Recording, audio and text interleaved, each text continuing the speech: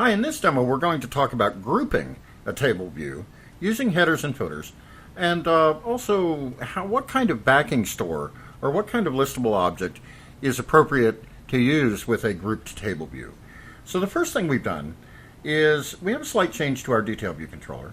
I have a white background and a large 0 here in a label, and this will go better with our NS dictionary that we're actually going to use to back our grouped table view.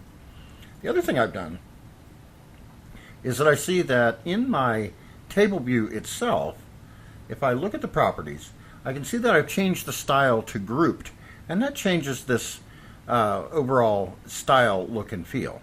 Now, in our table view controller,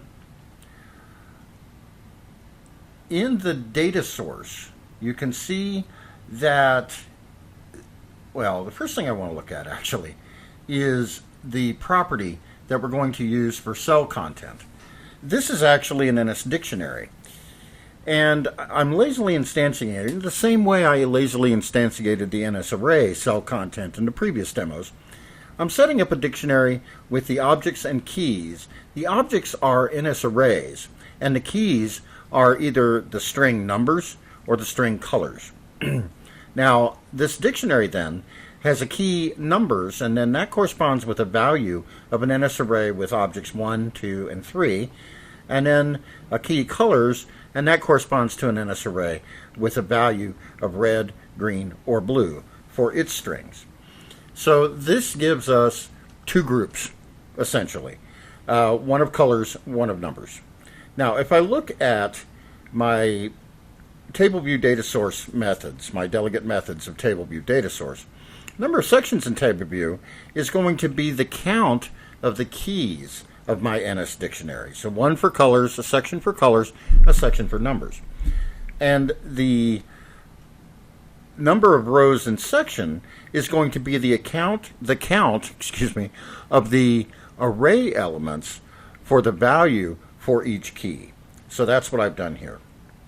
Cell for row at index path, we need to look at the index path dot section to get the corresponding value. So the keys, we set up an array of keys, which is self.content all keys, and this dictionary has an all keys method that returns an array of all the keys in the dictionary. And then the key string is the object at index of index path section for that keys array. We remember that index path has a section property and a row property. So that gives us the string that is the key for each value.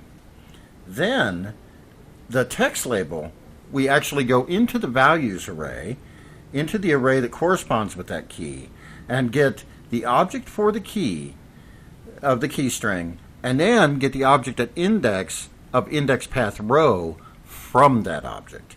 And that gives us the actual cell title for that row within each section. We also override a new delegate method, title for header in section. There's also a title for footer in section. But title for header in section, we're just going to use the keys. So we return out self.cellContent all keys, and then the object at index, pass it in the section parameter. So now, when we do the prepare for segue, we're going to change the actual label content into the digit corresponding with the number, but we're going to change the cell's background, or the view's background color, depending on the color choice that is made under colors. So if the object at index section is equal to the string numbers, in other words, we're in the numbers section, our cell that we tapped was in the numbers section, then we segue out and we say the detail view controller's numeral field is the NS string corresponding to the index row plus 1, just like we did before. However, if it's the color section, we set the numeral to 0, and then, which we wouldn't have to do, but here it's just, it keeps it 0. And if we didn't do this, it would be whatever numeral was last chosen. And then we just switch on the index row. And if it's 0, we use red. If it's 1, we use green. And if it's 2, we use blue. So now when we run, there we go. We have a nice grouped table. The entire table scrolls. We have colors and we have numbers. If we select red, the background color changes. And that's good. If we select blue, likewise. If we select 1, the background is white, but the numeral 1 is displayed, and so on and so forth. And of course, we could apply all of our rules for editing and deleting, for adding. We would just have to add the row into the correct section. We could even add a section by adding a key and then the appropriate values within the NS dictionary that we're working with. So this is how we work with grouped table views.